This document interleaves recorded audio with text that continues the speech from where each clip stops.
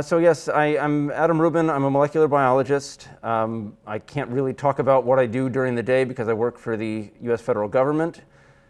It's not that I would have to kill you if I told you. It's more like if I told you I would have to fill out Form SF50 and submit it to the Office of Ethics and Integrity 6 to 8 weeks in advance. So it's not relevant to this talk. I won't get into it. It's not super interesting, but it is science.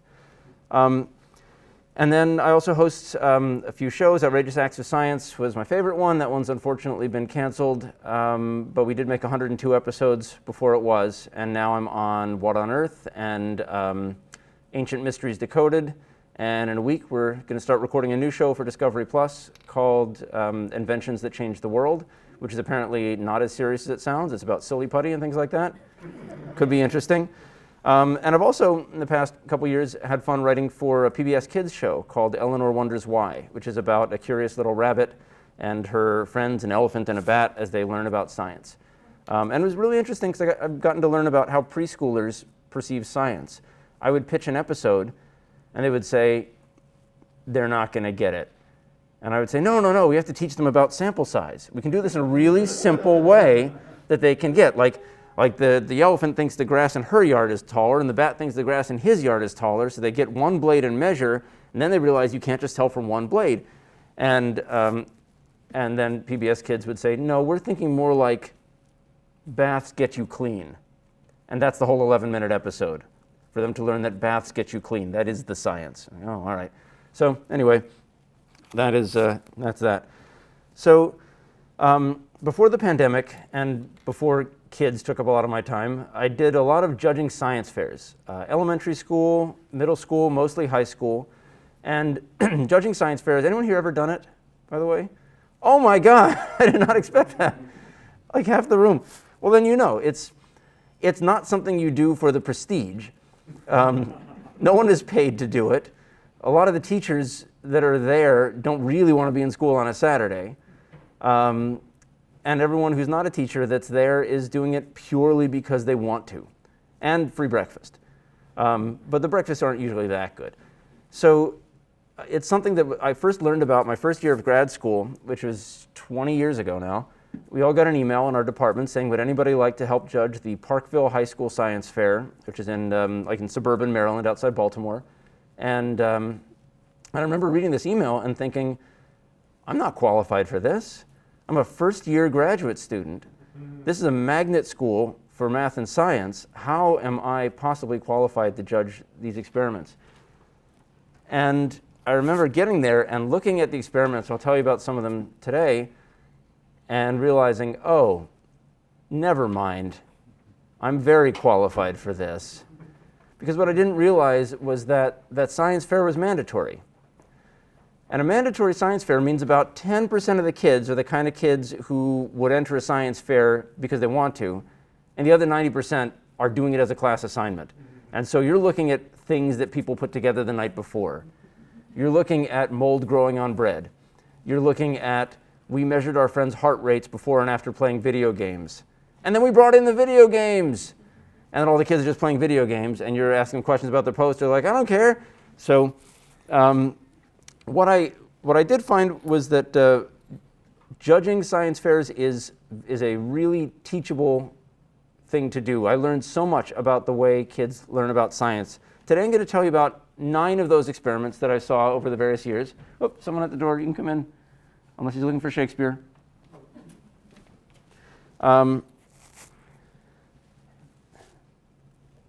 And so the general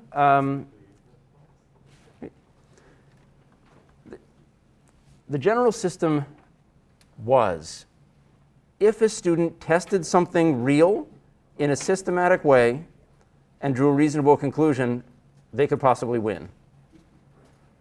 Right? If you've judged science fairs, you know that most of them don't meet that bar. Testing something real in a systematic way and drawing a reasonable conclusion. Doesn't have to be life-changing. This is not, the Westinghouse Science Fair, the Intel whatever science fair where you're going to win a $50,000 scholarship. This is some regional high school science fair where all you have to do is do a real thing and you're good. So I'm going to talk about 9 different experiments and the lessons learned from those. I have to start with this one because when people ask me for an example of a crappy experiment, I go right to this. Here's the experiment. A brother and a sister were working on this together. Hypothesis: junk food causes bad breath. For 2 weeks, the brother ate nothing but junk food. The sister ate nothing but healthy food. I'm guessing she drew the short straw in this experiment. Every night, they would breathe in their mother's face.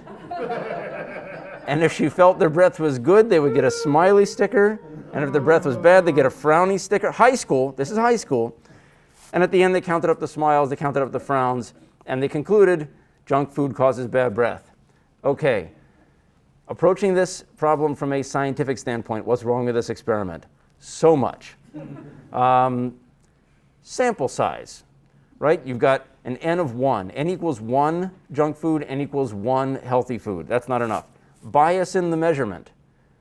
Their mother probably knows which of them is eating what because they know that she knows her children, she knows that they're eating.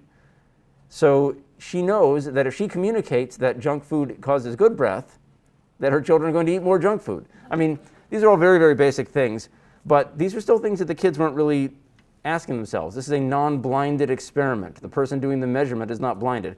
It's also, frankly, juvenile, right? You have to have smiley and frowny stickers. So this is a very simple one. And as these examples progress, we're going to go from those that are very simple for us to look at and laugh at to the ones that are a little more nuanced. But while we're in the simple to look at and laugh at category, let's go to the next one. I've given these all titles. This is not what the actual title of the kids' project was. You had me at JELL-O. This is the entire project. 2 seniors, a boy and a girl, worked on this together. The project was, we made JELL-O. That was it. We made. I was like, what'd you test? What's your experiment? They said, well, we made some JELL-O with fruit, some JELL-O without fruit in it. Like, okay. And then what was your experiment? Like, no, we ate it all and it was good. Like, that's conclusion. JELL-O is good. Like, yeah, that's basically it. So no hypothesis, nothing being tested. You remember in elementary school the progression they'd always take you through for every science experiment, and that's what every experiment adhered to in this. Hypothesis, experiment, conclusion. And then always, background, references, whatever. But hypothesis, experiment, conclusion. Or sometimes observation, hypothesis, experiment, conclusion. It's always delineated like that. And that's a little bit problematic for reasons we'll see in the future. But this is an illustration of why hypothesis is important, because your hypothesis has to have a purpose. Even if the hypothesis was fruited JELL-O tastes better than JELL-O without fruit, which might have been their hypothesis. It was very hard to tease out. What's the point of that hypothesis? Are you testing something that anybody cares about? Even if they had a real way to test that, which they didn't because they just kind of ate the JELL-O and then said, we're seniors, we're graduating. Try to stop us. We did the project.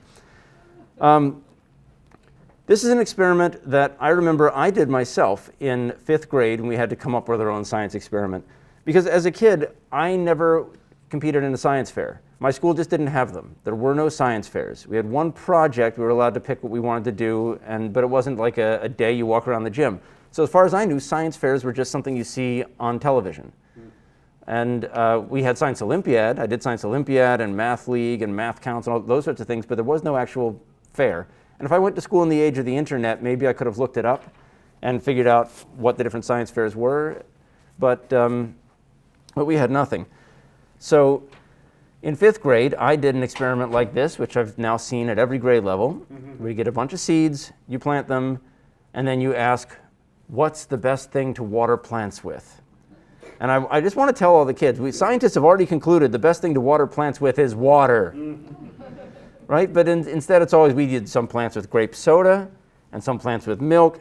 My thing that I did in 5th grade was, I remember the teacher telling us that you mix baking soda and vinegar, it makes carbon dioxide. Well, plants breathe that. Plants breathe carbon dioxide. So let's water a plant with baking soda and vinegar. Didn't work. but I had fun setting up the plants. So this is exactly the sort of thing that a lot of people will set up. And it's easy to do, it's easy to measure, but they still don't measure the plants correctly. First of all, how are you going to measure your plant? Well, there are a lot of ways you could do it. You could maybe weigh the whole thing in advance, but then you're going to be getting the weight of the water in it. So how about if you measure the plant lengthwise in some way that you can measure the same way every day? Like maybe even mark on the bottom of the stem in Sharpie and measure from there up to, I mean, there are ways you can come up with to do it. But I cannot tell you the number of times I've seen a table that just said, day 1, looking greener, day 5, somewhat droopy. And it's just like, well, those aren't numbers. Or they'll just say, well, we measured it, and then this day it got smaller, and then it got bigger. And we'd say, how is that possible? How did your plant shrink? And they said, well, it kind of curled over. Like, so what are you telling me? What are you measuring here? The biggest problem with these experiments is that the sample size is always low. You're always looking at one water plant, one grape soda plant, one milk plant or something. There was one that I judged where they wanted to see the effect of music on plants. So they put plants in the room with different types of music. They had a hip hop plant, they had a jazz plant, they had a control plant with no music, they had a rock and roll plant. And at the end, the jazz plant grew the tallest. Do you know why? Because you only have 4 plants, one of them is going to grow the tallest. Right? Sample size, sample size. And so, but the students did not understand that you have to really interrogate your conclusion. That if that plant grows the tallest, you can't just throw up your hands and say, those are the results. Take the results, world. I think a lot of people think that that's what science should be. That you get results and you just say, look, this is unbiased what my results are. That's it. I mean, it sounds like the way science should be conducted. But when the results are that, you also have to interrogate your experiment. Was the experiment good? Was it valid? Did it make any sense? What those students said was, we hypothesize, or not if they said hypothesize, we think the reason the jazz plant grew the tallest is that jazz has smoother beats. And that helped the plant maintain homeostasis. Remember homeostasis? That was the answer you'd give in biology when you didn't know what the answer was. It was always homeostasis. So that was their conclusion about jazz. And they never stopped to say, okay, so are the plants hearing the music? Like, do plants hear music? They did an experiment that got a result, but you don't question the result. The next one is an example not of a terrible experiment, but of an experiment that was done poorly and absolutely could have been done better. So this simple experiment was a student who liked skateboarding wanted to figure out which of 3 different brands of skateboard wheels were fastest. Okay? Not the most earth-shattering question, but a question. A question you can actually ask and test. And what he did was he put the skateboard at the top of a hill. He got on the skateboard. He started a stopwatch, and then when he got to a certain point at the bottom of the hill, he stopped the stopwatch. He did that for skateboard wheel type 1, type 2, type 3. He concluded that one was faster than the others. Okay, what are some problems here?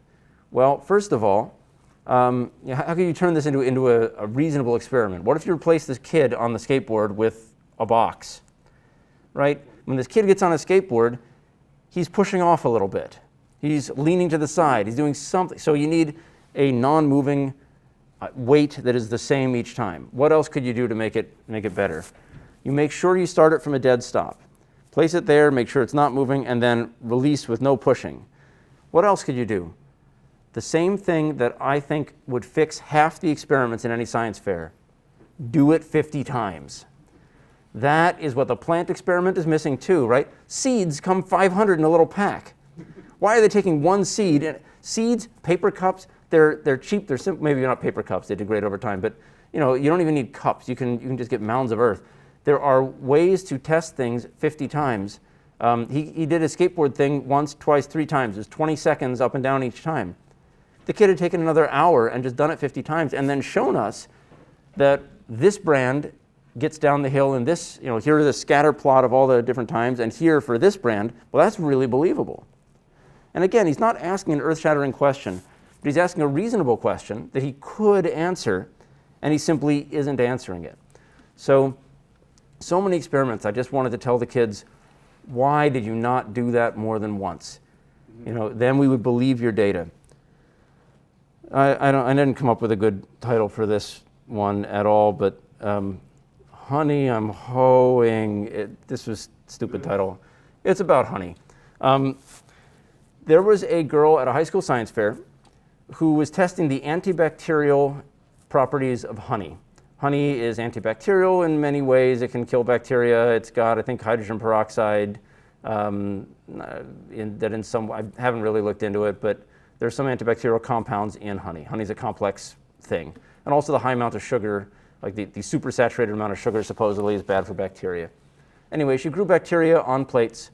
She put a drop of honey in the middle of the plate, and she would see that a ring of no bacterial growth occurred around the honey. Okay, she's demonstrating that honey can kill bacteria. And so what she concluded was there are diseases of plants caused by bacteria, and so this has applications, her research has applications in the agricultural field because honey could be used to kill bacteria that are causing crop disease. And I remember one of the other judges said, that seems like a stretch. So do you think farmers should be plowing their fields with honey? Mm-hmm. And she said, yes, absolutely. And he said, well, okay, back up. Why do you think farmers don't plow their fields with honey? And she said, because they don't know about my research. And I'm not trying to make fun of kids. I'm kind of trying to make fun of kids. I'm not really trying to make fun of kids. I'm trying to show that these are the attitudes that persist into adulthood with perception of science. This is what people still end up as adults thinking, saying, hey, I discovered a thing. That's true. It's real. The scientific community will never listen to it. There are a lot of people that you skeptics have seen saying, why does the science community ignore X, Y, and Z? Now, the scientific community is not perfect, but there's so many times the answer to that question is they don't ignore it. They've looked at it. They've found that it is not a worthwhile thing to look at anymore. They've concluded that it's not something that we need to look at any longer. And so it's not that the scientific community is ignoring it, it's that we've already studied it and shown some pretty strong evidence that it's not necessary. So it's an example of extrapolating and assuming that one application can simply be ported over to another. Honey kills bacteria. Bacteria are bad. Therefore, honey can be used in crops. It's the same thing as my idea from pouring baking soda and vinegar on plants. Carbon dioxide is good. Plants need it. Therefore, let's make some right there instead of the water. But you know what else kills bacteria really well? Bleach. You don't pour bleach onto fields and expect them to grow well. My cousin sells essential oils.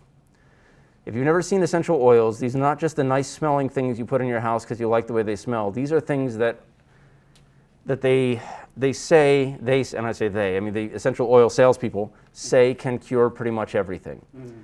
And supposedly the companies manufacturing these oils warn their salespeople not to go too far in what they make claims. But the salespeople are all people like my cousin who are just non-scientists working out of their garage trying to resell these bottles of oil that arrive by the box full.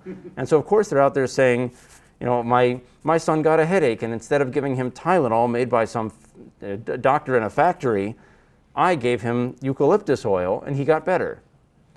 And then people on Facebook, on her Facebook page anyway, say, that's amazing. Why would I trust those doctors? And it's a problem. Headaches are a small thing. It doesn't really matter there. But I've seen her posting studies about how eucalyptus oil or peppermint oil or whatever can kill bacteria. So if you have a bacterial infection, you should be taking this peppermint oil. Again, bleach kills bacteria too. So it's not a good enough argument. You knew probably that we couldn't get through a talk about science fairs without a volcano. This is the classic science fair experiment. And yes, we all know these. You put in baking soda, you put in vinegar. You add some dish soap and it catches the things in the bubbles. My cousin actually did these. He's, I think, 4 or 5? 4. He just turned 4. He did one of these a few weeks ago. His parents bought him a science kit. And you get to make a volcano. He was so excited. Volcano, volcano. This is a kid who's never stops running around. The volcano, the first ingredient is not baking soda or vinegar, the first ingredient is plaster, because you have to make the volcano. And the first step is pour water to the plaster and put it in the mold for the volcano. Wait 2 days. 4-year-old did not want to wait 2 days. So where's the volcano? Is it ready yet? Is it ready yet? I'm like, no, the volcano has to do something boring for 2 days before it does the exciting thing. And then the next step is you're supposed to paint it and wait a day for the paint to dry. So this poor kid, by the time he got to the volcano, he was losing his mind. And he's like, stand back, everyone, stand back. I didn't have the heart to tell him, like, it's baking soda and vinegar. It's going to bubble. But he's anticipating like a fireball or something. So the poor kid, we put it in the yard, and it was actually citric acid instead of vinegar, because you could just pour it in as a powder and then add water, and it all came together. And he was like, that's it? Dad's, yep, we're going to throw this away now. So this story, though, from the science fair is not about the volcano itself, but about the background research. This is a student who had made a volcano, and I think this is a 6th grader. And then she had her background research. Now, background research is usually you print Wikipedia, you staple Wikipedia. For God's sake, don't read it. And then the judges can see that you have it there, and you get 10 out of 10 for background research. It's worthless. In this case, the student put a lot of her background research on the poster, and she's talking about the environmental hazards associated with volcanoes, why they're bad for the environment. And one of the reasons she cited for why volcanoes were bad was that they expel chemicals into the atmosphere, including dihydrogen monoxide. Some of you know about this. Most of you probably do. So dihydrogen monoxide is an old science joke, like an internet joke before the internet. It's supposedly, a little digression, this started in 1990 on the UC Santa Cruz campus. Dihydrogen monoxide is actually dihydrogen, H2, monoxide, O. So it's water. So these couple of guys on the UC Santa Cruz campus thought it'd be funny to come up with this chemical sounding name for water and then circulate a petition trying to get it banned, just to see it was a funny thing, talking about all the negative impacts of dihydrogen monoxide. It can cause burns at high temperatures.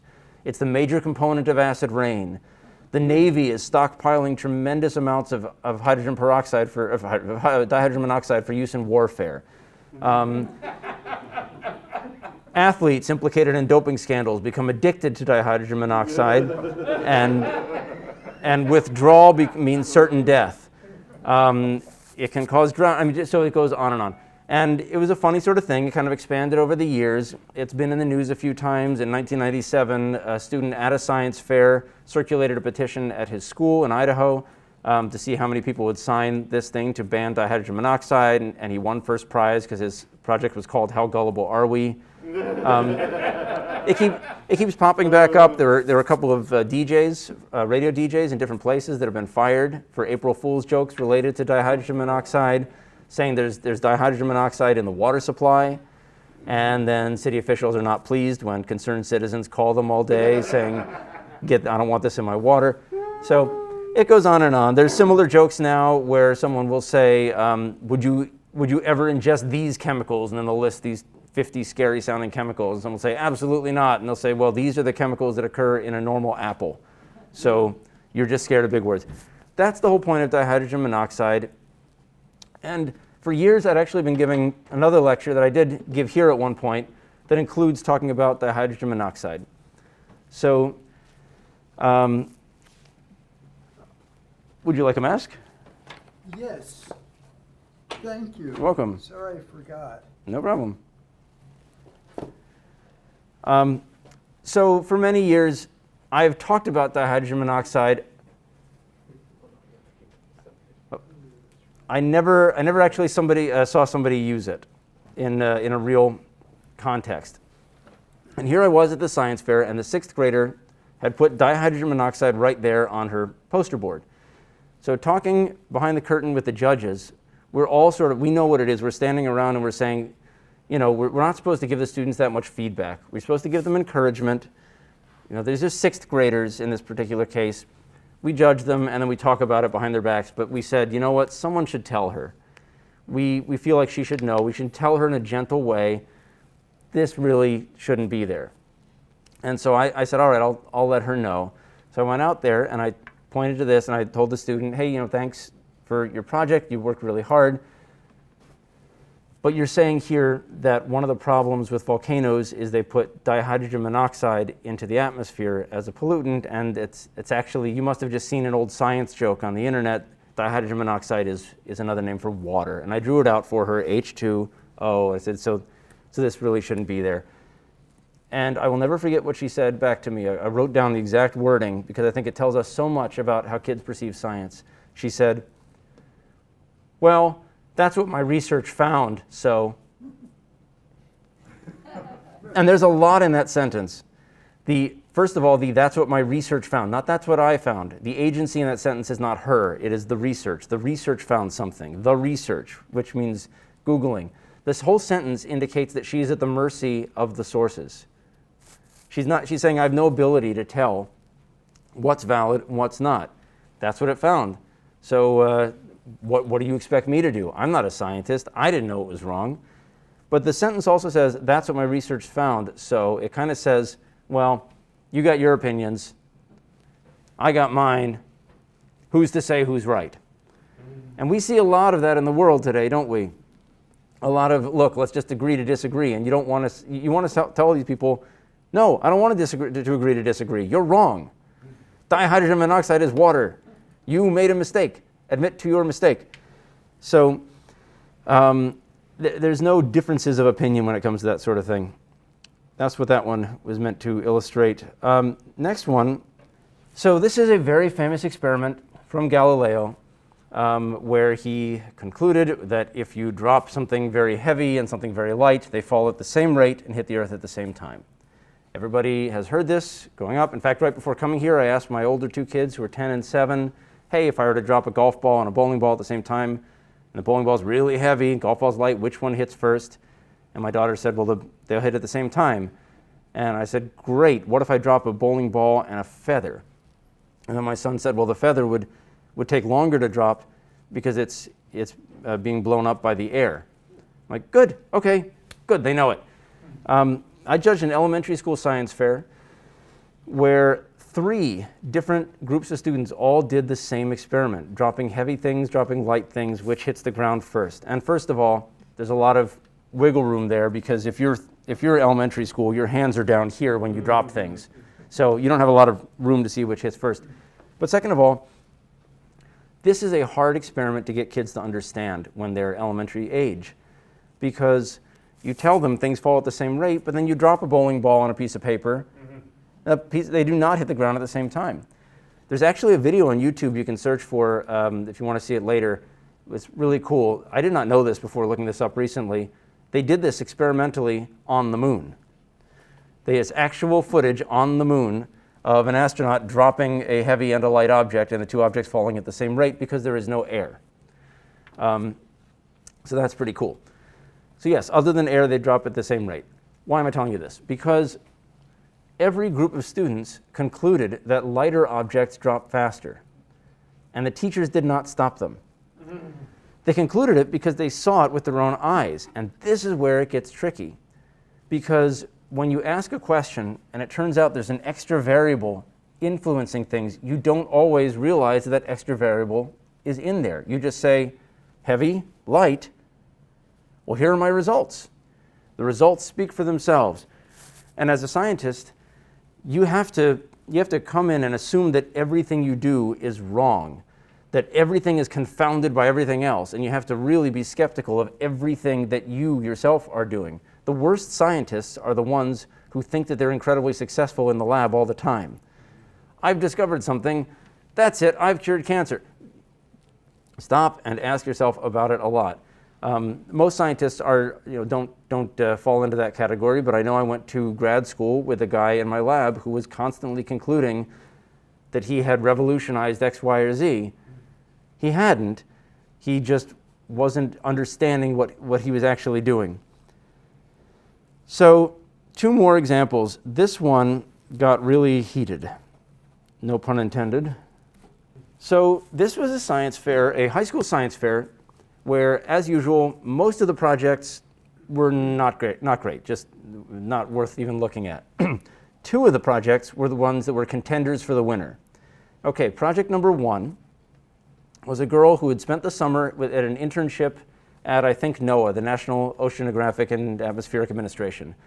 She was interpreting weather data. So they would give her data to interpret, and she would learn how to do it. She ran different simulations, she ran models, she would get a map, she'd draw conclusions, things like that, and she showed us pages and pages of all the work that she had done that summer at NOAA. The second contender was a group of 3 girls. They did an experiment measuring index of refraction. So different liquids bend light to different degrees. How can they tell? Well, they took 3 glass microscope slides, stood them up, glued the sides so it would be watertight, and then filled that glass pyramid with different liquids.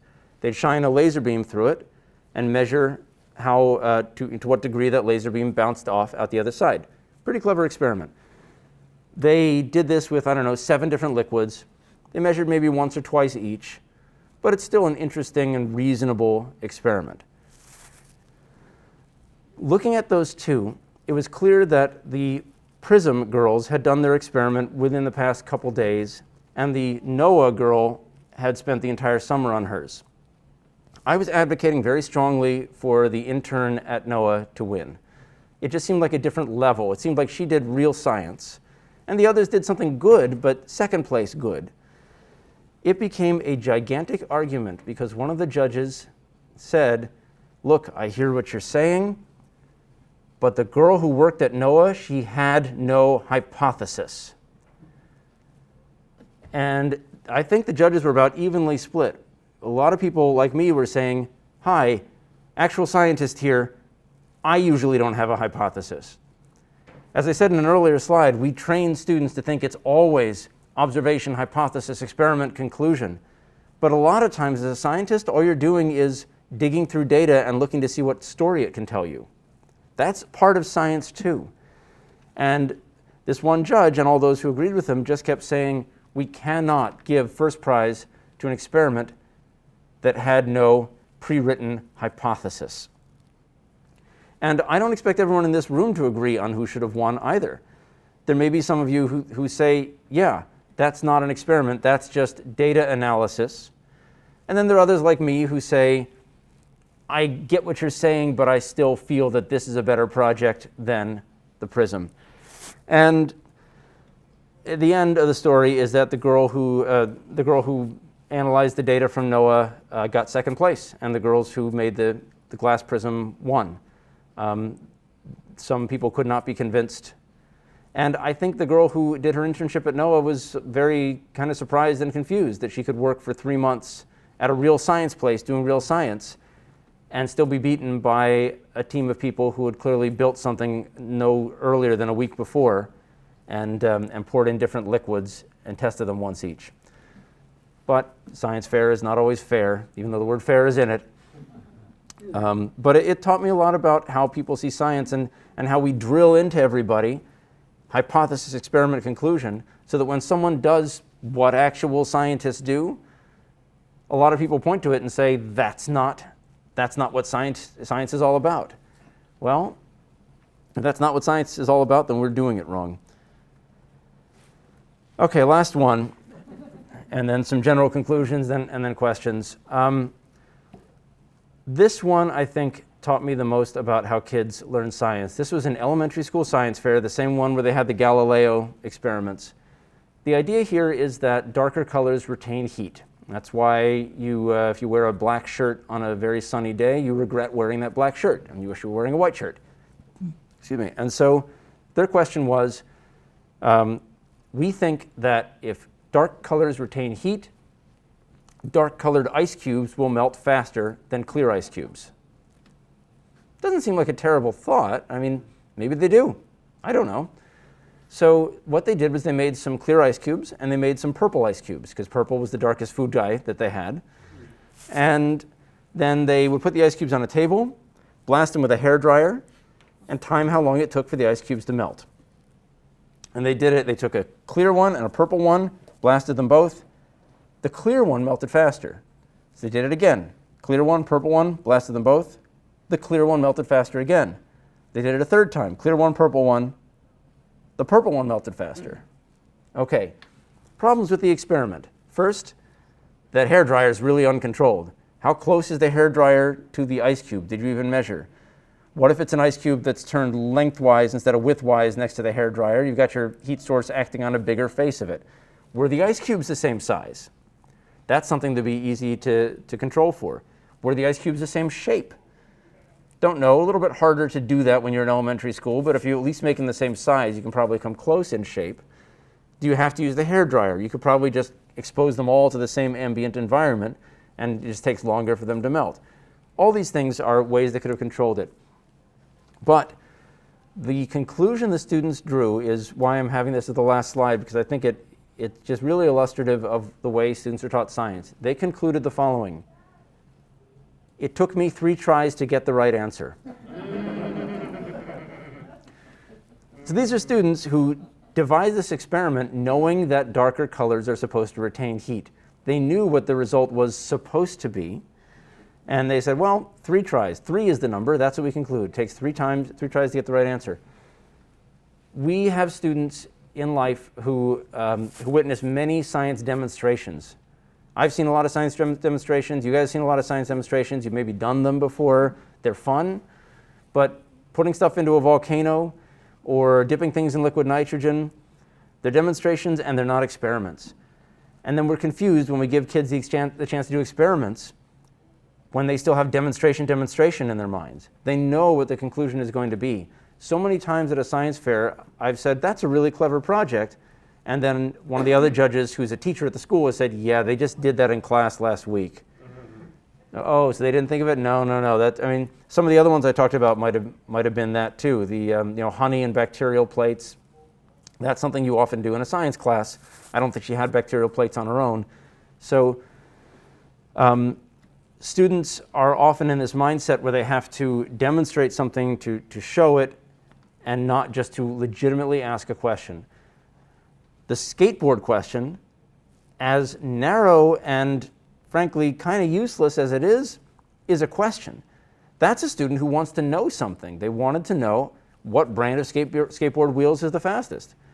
And so that's a student who could have used the scientific principles they learned elsewhere to ask a real question. And that's the goal of teaching science in my mind, giving students the ability to say, okay, I want to know which skateboard wheel is faster. What tools do I have in my mind that can make me devise something to figure it out? Okay, I know I should do it 50 times. I know I need to control what goes onto the skateboard so no one's pushing it off, and all the other things we talked about. So, conclusions. This is kind of what we're up against. Kids find things in life that they want to test that don't seem like science, and they don't apply science to it. A lot of kids at these science fairs, that's the only thing they're ever going to do that seems like science. Science feels like this poster board. It feels like the big trifold board with experimental conclusions and glitter. Oh my God, so much glitter. Glitter is always on the table. It feels like which is the independent variable, which is the dependent variable. And no wonder kids are turned off to science, because it does not seem like it applies to their real life at all. And when they try to apply it to the real life, we measured our friends' heart rates before and after playing video games. It still doesn't seem to give them an answer that's useful at all. You know, this game, of the 5 games we tested, gave our friends the fastest heart rate. Okay. What do you do with that? Nothing.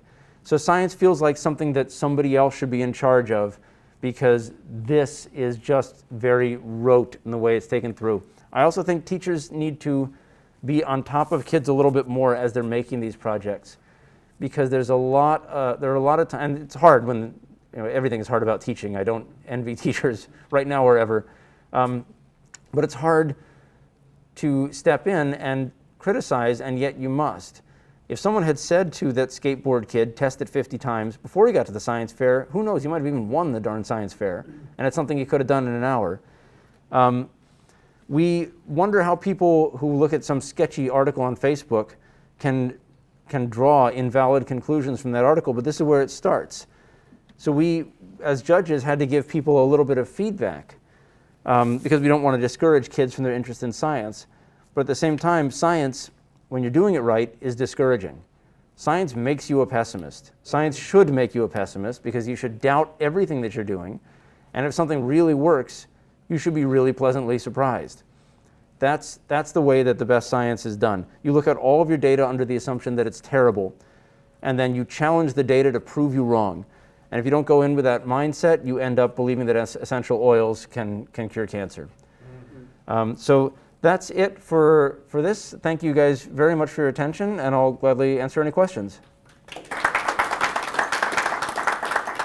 Yes? My experience as a science fair judge is the students don't use enough samples so that you get the natural variation in behavior of one specimen versus another. Mm-hmm. You can get any kind of conclusion you want about people in the lab who think that they do everything perfectly, get good data. My research director, when I was a graduate student, said a couple of things to me that I think were very appropriate. He said, one, experience gained is proportional to equipment destroyed. And the other one was, he said it would take a year for his graduate students to produce any data that he would trust. Mm-hmm. Yeah, that's true, because it takes you that long to figure out how to do the experiment correctly, get enough data that you can, you have enough replicates, to work with. And and to know that graduate student obtained the data in a way that gives you good data, as opposed to just saw what they wanted to see. Yeah. Well, we were always working as we didn't know what the hell we were going to see. Right. So. Yeah. Thank you. I've experienced that all over as well. That just the fact that you get data and you have to assume you did it wrong. You should assume you did it wrong, because there's a good chance you did it wrong. My very first day in the lab in graduate school, I worked in a lab. We were looking at the impact of some gene in bacteria, some stupid gene in bacteria that is responsible for bacteria metabolizing a certain sugar. No one cared about the sugar in the world except for my advisor and the 5 people in his lab. He's actually been studying this one particular protein that the gene makes for 60 years now. He's published over 200 articles on it. It's not useful, but my first day, step 1 is, okay, you're going to need some bacteria, and you're going to need some, and you're going to have to get some DNA from this thing, so you can later clone it in and see what happens once you make your mutants. And I went through the whole protocol, and I ended up with no cells. Like, I tried to make cells, I didn't get any cells. At the end of the day, I measured, there aren't cells in there. And then I tried to get the DNA, and I measured, there's no DNA in there. And I'm like, what's going on? Like, I'm following the recipes. This is not even an experiment. This is making my starting materials. And actually, so in the lab I did join, the student who worked next to me, this poor guy, he was trying to study a certain protein in HIV. And he spent the first year and a half that he was there trying to make that protein so he could study it. He couldn't make it. He eventually gave up because he couldn't make it. So he switched to a different project, tried to make another protein for 2 years. He couldn't make it. So he didn't end up studying that protein. So and then I think he studied something else for his last 2 years and then got his degree. I don't remember what he did at that point because I was already out of the lab. But that's how it often goes. Step 1, make your starting material, can take forever. And you don't even get to hypothesis, because you can't test anything if you don't have the starting material. Yeah, thank you. Other questions? Yeah.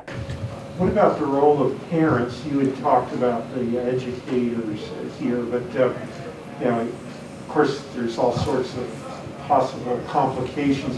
Did the child do this project, or did the parent? And I'm also wondering if you're sort of seeing the parent's influence rather than the child's educational influence. That's a great question. I actually was going to talk about that and took it out, but I'm glad you gave me the opportunity to. So the question's about parents and science fairs.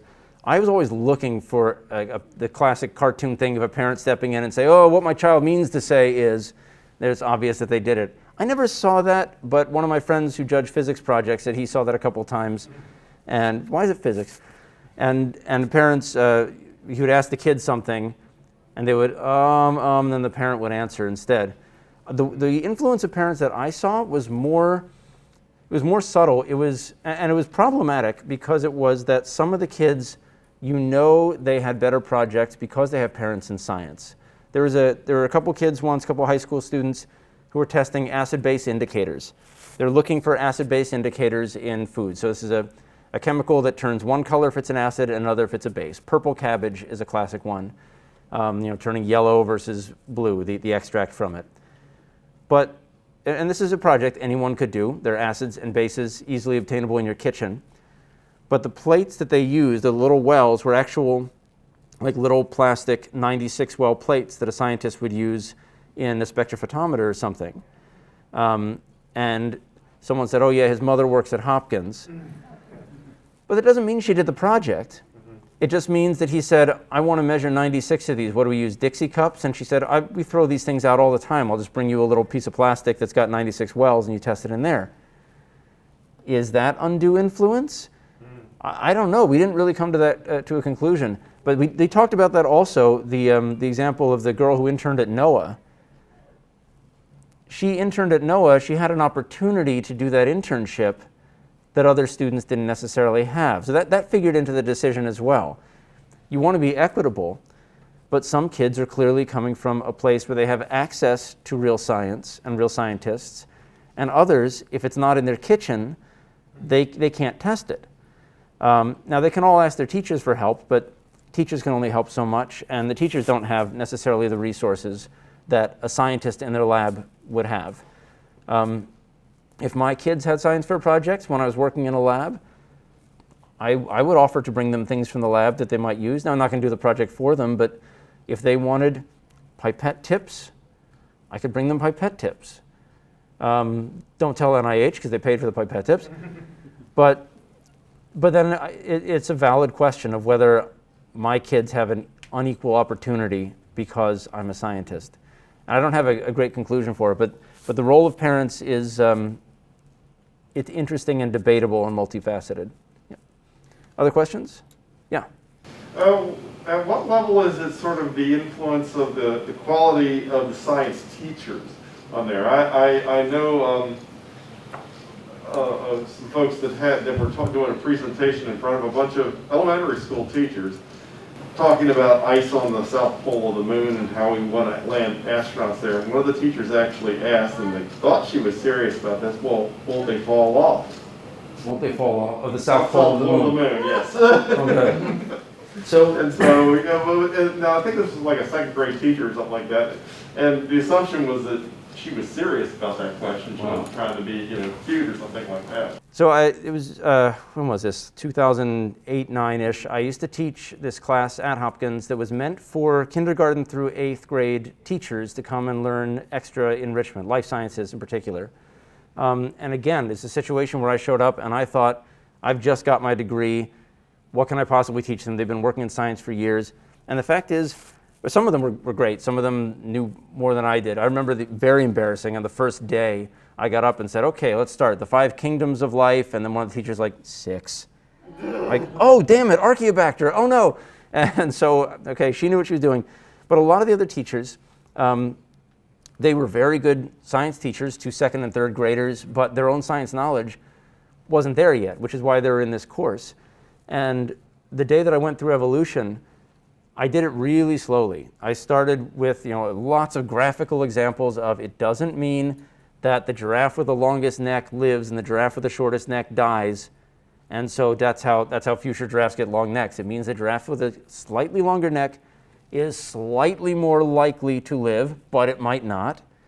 But you play out slightly over millions of generations, and eventually you get evolution. So I explained it with a lot of different examples. And a lot of the teachers said, I never knew this before. I'm like, whoa, okay. So yeah, a lot of teachers have a lot to learn about science, even science teachers. Yeah. At the same time, a terrific science teacher can do a lot for a kid. A couple years ago, there's a show that I was on Netflix that went to Sundance. And when I was at Sundance, I got to see this science fair documentary, which some of you might have seen. I forget the name of it. I think it's called Science Fair.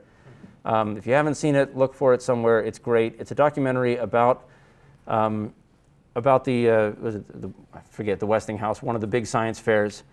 And this one teacher in, I think, Long Island, Staten Island, somewhere around there, whose students always go and often win. And it's not just because that's a hot spot for scientists. There are hot spots for scientists all over the country. It's because that teacher is terrific. And actually, the teacher came to the screening at Sundance, and she was able to answer questions for people afterwards. It was amazing.